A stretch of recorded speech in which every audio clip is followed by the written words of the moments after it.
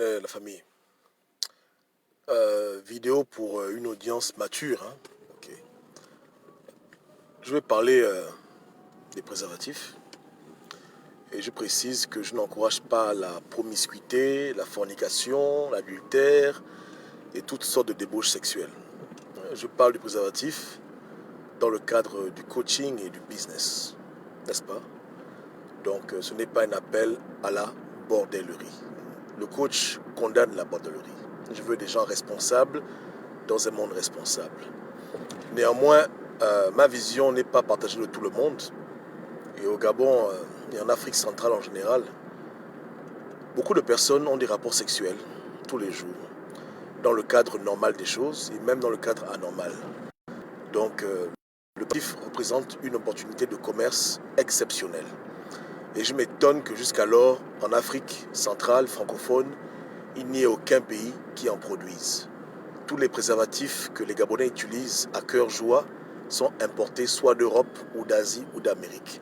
Je trouve ça vraiment scandaleux. On a une pandémie qui s'appelle Covid-19. Et face à la pandémie de Covid-19, de nombreux Gabonais ont commencé à faire leur masque à la maison pour se protéger. D'autres même essayent de faire leur propre gel, désinfectant, etc., etc. Mais la première crise sanitaire qu'on a eue au Gabon, c'était celle du sida. Et la réponse adéquate au sida aurait été que l'État et les entrepreneurs indépendants investissent dans le domaine de tout ce qui est prévention, en particulier dans le domaine des condoms, des capotes, et aussi dans les médicaments qui aident les patients du sida à vivre longtemps. Mais au Gabon, nous n'avons ni l'un ni l'autre. On importe tous les médicaments d'Inde et on ne produit aucun préservatif. C'est une véritable honte. Lorsque tu es dans une soirée et que tu vas au petit côté, entre parenthèses, dans le monde des hommes, et que tu ouvres le préservatif et c'est écrit dessus Made in China. Après 30 ans ou 35 ans depuis les premiers cas de sida au Gabon, les préservatifs gabonais utilisés au Gabon viennent toujours de l'étranger. C'est un problème. Donc vous voyez que souvent, quand on se met à faire des affaires, on cherche des choses compliquées, mais il y a tellement de choses simples qui sont utilisées au Gabon. Si quelqu'un a du bon sens et qu'il commence au Gabon sa compagnie de préservatifs, il aura beaucoup d'argent parce que les Gabonais utilisent des préservatifs comme ils utilisent l'eau, comme ils utilisent le pain. Ce sont des produits de nécessité, hein, des produits qu'on utilise tous les jours. À moins que je me trompe, parce que je ne pense pas que j'ai affaire à un pays extrêmement religieux. Donc il y a beaucoup de désordre au Gabon. Mais Dieu merci que dans ce désordre-là, quand même, les gens se protègent. Donc, lorsque tu veux faire des affaires dans un pays, comme le Gabon, ne cherche pas des choses trop compliquées. Là, je parle des préservatifs, mais je pourrais parler d'autres choses. Je pourrais parler des couches, des serviettes hygiéniques, des produits de nécessité que tout le monde doit acheter. Bon, pas tout le monde, quasiment tout le monde. Des choses qui sont nécessaires au quotidien et dont on ne pourrait s'en passer. Cela représente des opportunités énormes de se faire de l'argent. Mais dommage, comme on est dans la bouteille, les gens ne pensent jamais à ce genre de choses. Et depuis 30, 40 ans que le sida est au Gabon, il n'y a pas un Gabonais qui s'est assis pour dire comment est-ce qu'on peut faire des préservatifs made in Gabon pour réduire le coût et lutter contre la pandémie du sida, du moins l'épidémie du sida. Est-ce que le coach a mal parlé? Vous voyez, le haut niveau de coaching, ce n'est pas sorcier. C'est seulement du bon sens, hein, de l'expérience. Et autour de nous, il y a tellement d'opportunités. Tellement. Tellement. N'est-ce pas? Il y a des personnes qui, malheureusement, dans leur débauche sexuelle, dans leur vagabondage, dans leurs aventures, même dans le cadre de, euh, comment dirais-je, de leur relation, ont souvent pris la décision de ne pas se protéger lors des rapports sexuels et ils ont eu des maladies. Bon, il n'y a pas que le sida. Il y a beaucoup d'MST au Gabon. Mais à cause de 125, à cause de 200 francs, ou souvent même 350 francs chez le Malien, tu te retrouves avec une maladie qui est incurable. Pour moi, je trouve ça déplorable. Donc, ces choses-là devraient être faites au Gabon. Déjà, elles coûteraient moins cher pour le contribuable gabonais. Et ce serait un bon exemple d'entrepreneuriat dans le domaine médical. Parce que le préservatif est un appareil médical. Même si c'est fait de plastique, c'est considéré comme un appareil médical dans les juridictions d'ailleurs. Selon le FDA et l'IME en Europe. Voilà. Donc il y a toutes sortes de régulations qui permettent à sa fabrication, à son testage, etc. Et au-delà même de reproduire simplement ce qui est fait ailleurs, il faut bien qu'il y ait des recherches. En tout cas, dans un pays où on a de nombreux cas de sida, une ville comme Port-Gentil, où sur 10 Port-Gentiliens, il y a un qui a le sida, on ne devrait pas trop réfléchir avant d'investir dans la recherche contre cette maladie, mais à tous les niveaux. Pas seulement au niveau des remèdes et des traitements, mais aussi au niveau des protections simples comme le préservatif féminin ou masculin et contre tout autre type de protection sexuelle pour ceux qui ont des rapports sexuels. Est-ce que le coach a mal parlé? J'ai mal parlé. Hein? Et on devrait développer ces choses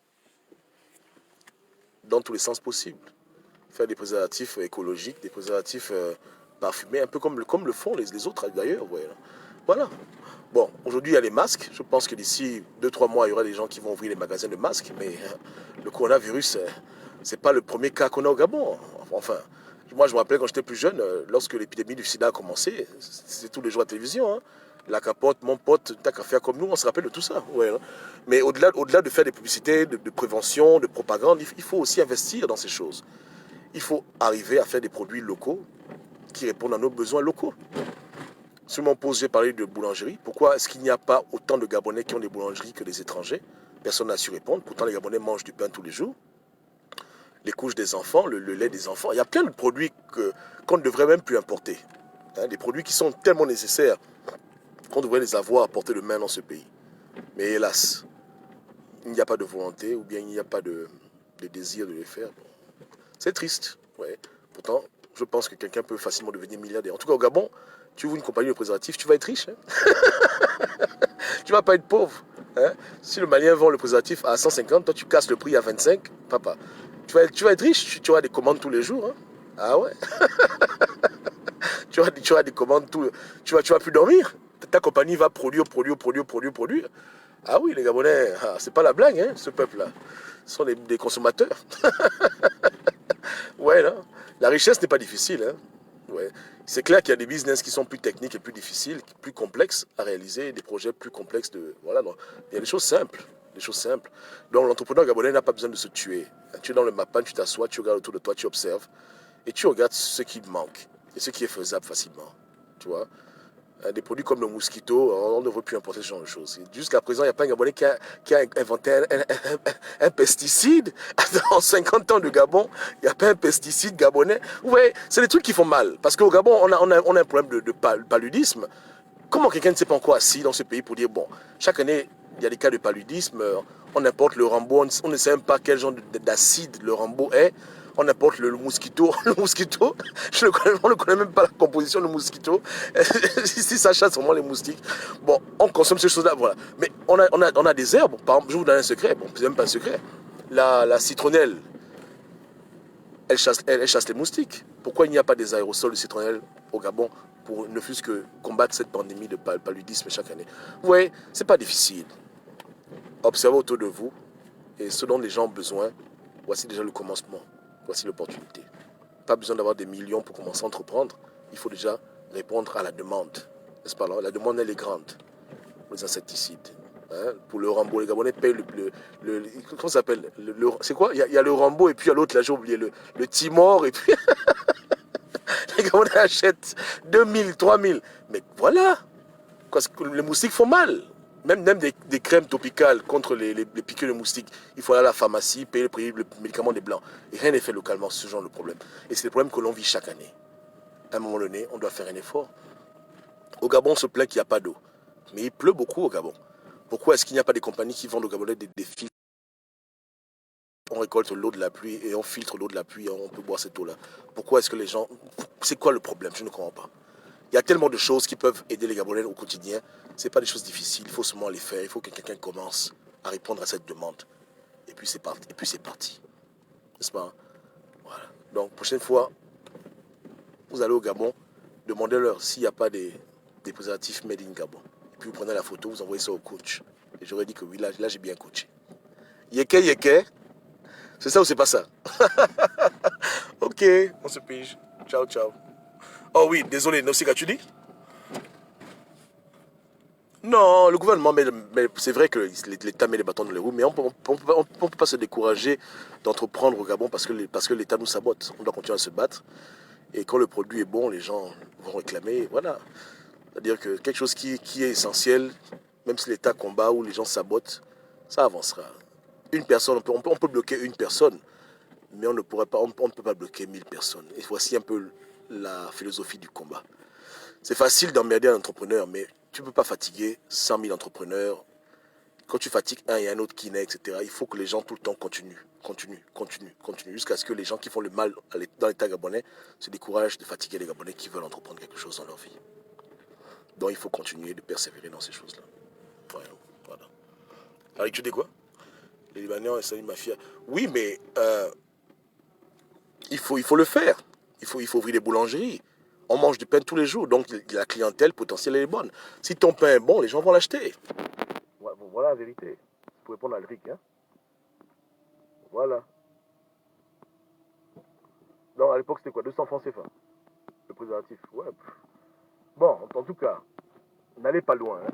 Quand tu es au Gabon, tu dis que tu vas commencer un business, ne va pas loin. Regarde seulement autour de toi et ce que les gens utilisent tout le temps, investis dedans et tu verras les retombées. Voilà un peu la leçon à retenir. Le préservatif n'est qu'un exemple, mais il y a tellement de choses au pays qu'on utilise au quotidien et qui sont peut-être un peu trop chères. Donc il y a de quoi se mettre dedans et puis casser les prix et puis faire ton argent au calme. C'est ça, non? Voilà. Que Dieu vous garde. On se parle plus tard ou bien demain. Ciao, ciao. Merci pour l'écoute.